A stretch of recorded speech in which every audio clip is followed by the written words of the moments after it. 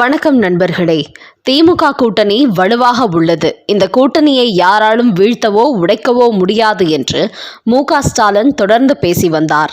ஆனால் இப்போது அந்த கூட்டணி உடைந்து சிதறும் அபாய கட்டத்தில் உள்ளது. குறிப்பாக விசிக, காங்கிரஸ், கம்யூனிஸ்ட் போன்ற கட்சிகளை பொறுத்தவரை திமுக இல்லை என்றால் அதிமுகவிற்கு செல்வார்கள், அதிமுக இல்லை என்றால் திமுகவிற்கு போவார்கள். இப்படிதான் இதுவரை தமிழக அரசியல் இருந்து வந்தது.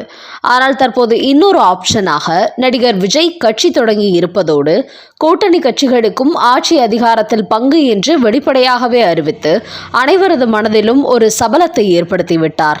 அதனால் விஜயின் கூட்டணிக்கு சென்றால் ஆட்சி அதிகாரத்தில் பங்கு கிடைக்கும் என்று பல கட்சிகளும் திமுகவில் இருந்து கொண்டு விஜய் கூட்டணிக்கு செல்ல திரைமறைவு பேச்சுவார்த்தையை தொடங்கிவிட்டார்கள்.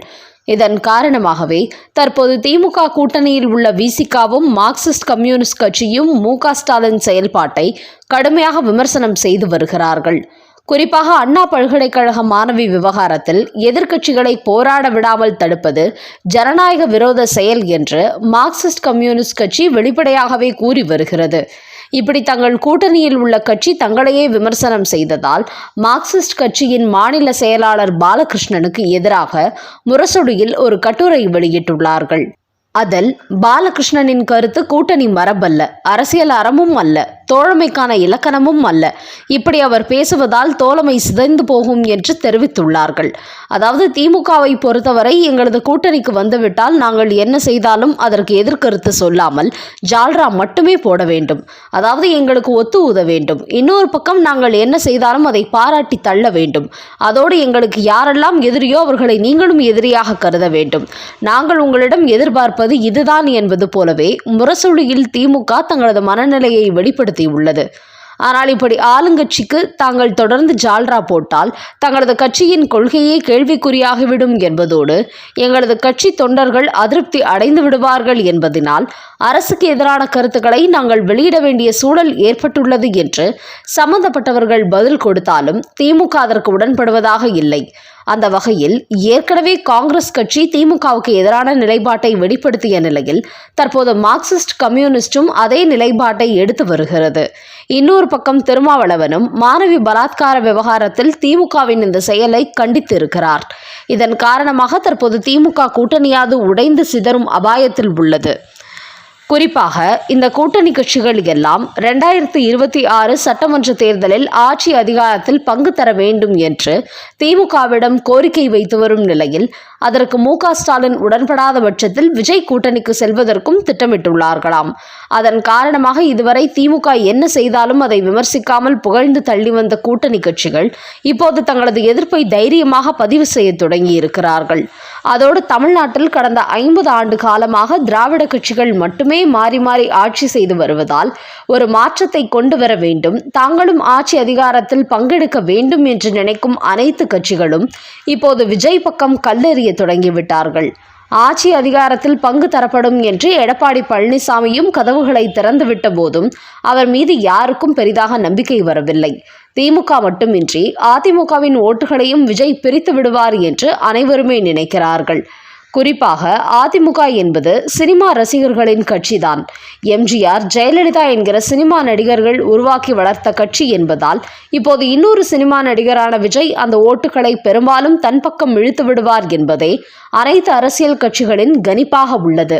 அதனால் திமுகவுக்கு மாற்றாக விஜய் வருவார் என்று அவர்கள் கருதுகிறார்கள். அதனால்தான் கடந்த 3 ஆண்டுகளாக திமுகவின் ஊதுகுழலாக இருந்து வந்த கூட்டணி கட்சிகள் இப்போது கடுமையான விமர்சனங்களை முன்வைக்க தொடங்கி இருக்கிறார். அதனால் தேர்தல் நெருங்க நெருங்க திமுக கூட்டணியும் உடைந்து கிட்டத்தட்ட 3 கட்சிகள் அங்கிருந்து வெளியேறி விடுவார்கள் என்பது தெரிய வந்துள்ளது. அடுத்த செய்தி, யார் அந்த சார்? அவ்வளவுதானா? மூடி மறைச்சிட்டிங்களா? ஞானசேகரன் மீது பாய்ந்த அதிரடி சட்டம். திட்டமிட்டு திமுக அடித்த கோல். விசாரணை கதம். திமுக அரசை பொறுத்தவரை தங்கள் அரசு மீது ஒரு குற்றம் சாட்டப்பட்டால் தாங்கள் குற்றவாளி இல்லை என்பதை நிரூபிக்க மாட்டார்கள். அந்த குற்றம் சம்பந்தமாக கேள்வி கேட்பவர்கள் மீது நடவடிக்கை எடுப்பார்கள்.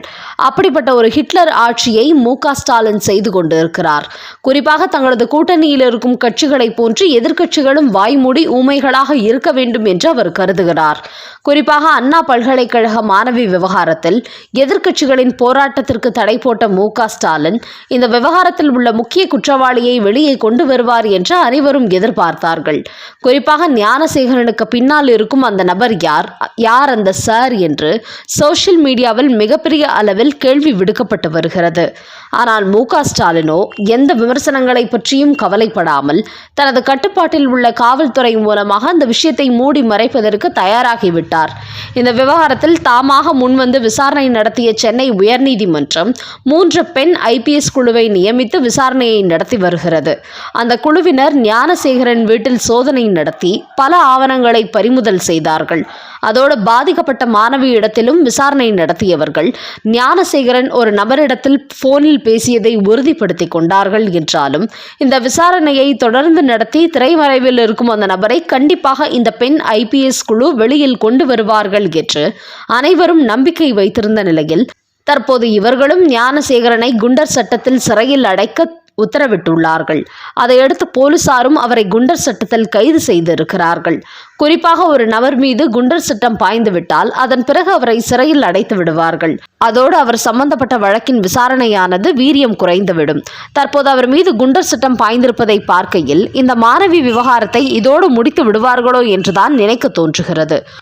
குறிப்பாக திமுக தலைமையின் கீழ் உள்ள காவல்துறை தான் அவர்களுக்கு சாதகமாக செயல்படுகிறார்கள் என்றால் உயர்நீதிமன்றம் நியமித்த பெண் IPS குழுவினரும் தற்போது ஞானசேகரன் குண்டர் சட்டத்தில் அடைக்க கூறியிருப்பது தமிழக அரசுக்கு அவர்கள் ஒத்து ஊதுவதாகவே தெரிகிறது. குறிப்பாக அந்த ஞானசேகரனுக்கு இப்போதே தண்டனை கொடுக்காமல் அவன் பின்னணியில் இருக்கும் அத்தனை VIPகளையும் வெளியில் கொண்டு வந்துவிட்டு அதன் பிறகுதான் ஞானசேகரனுக்கு தண்டனை கொடுக்க வேண்டும். ஆனால் இவர்கள் அவசரப்படுவதை பார்த்தால் இந்த விவகாரத்தை மூடி மறைப்பதற்கு தயாராகிவிட்டதாகவே தெரிகிறது. அந்த வகையில் தமிழ்நாட்டை பொறுத்தவரை எந்த குற்றவாளிகளையும் கண்டுபிடிக்க மாட்டார்கள். அதுவும் ஆட்சி அதிகாரத்தில் இருக்கும் பெரும் புள்ளிகளாக இருந்தால் அவர்கள் மீது எந்த நடவடிக்கையும் பாயாது. அதுதான் தற்போது இந்த மாணவி விவகாரத்திலும் நடந்துள்ளது. அதோடு பெண் IPS குழு என்றாலும் அவர்களும் தமிழக அரசின் கட்டுப்பாட்டில்தான் உள்ளார்கள். அதனால் அரசாங்கம் என்ன சொல்கிறதோ அதைதான் அவர்களும் செய்வார்கள். அந்த வகையில் நீதிமன்றத்தில் தங்களது விசாரணையை தொடர்ந்து நடைபெறுவது போன்ற பல மாதங்கள் இழுத்தடித்துவிட்டு பின்னர் ஞானசேகரன் பின்னணியில் யாருமே இல்லை, அவர் மட்டுமே இந்த செயலை செய்து வந்திருக்கிறார் என்று சொல்லி இவர்களும் இந்த வழக்கின் ஃபைலை மூடி விடுவார்கள் என்பது தற்போது தெரிய வந்துள்ளது. அதனால் யார் அந்த சார் என்பது கடைசி வரை கேள்விக்குறியாகவே இருக்கப் போகிறது என்பதை தான் ஞானசேகரன் மீது பாய்ந்துள்ள இந்த குண்டர் சட்டம் உறுதிப்படுத்துகிறது. திமுகவை விமர்சித்து வரும் அதன் கூட்டணியில் உள்ள காங்கிரஸ், VCK, மார்க்சிஸ்ட் போன்ற கட்சிகள் சட்டமன்ற தேர்தலுக்கு முன்பு அந்த கூட்டணியை விட்டு வெளியேறுவார்களா? இல்லை திமுகவுடன் அதிக சீட் வாங்குவதற்காகத்தான் இப்படி டிராமா போடுறார்களா? மேலும் அண்ணா பல்கலைக்கழக மாணவி விவகாரத்தில் யார் அந்த சார் என்பதை கண்டுபிடிப்பதற்கு முன்பு ஞானசேகரன் மீது குண்டர் சட்டம் போட்டு அந்த வழக்கை ஆறப்போட முயற்சித்து வருவது குறித்து உங்களோட கருத்துக்களை கமெண்ட் பாக்ஸில் பதிவிடவும். நன்றி, வணக்கம்.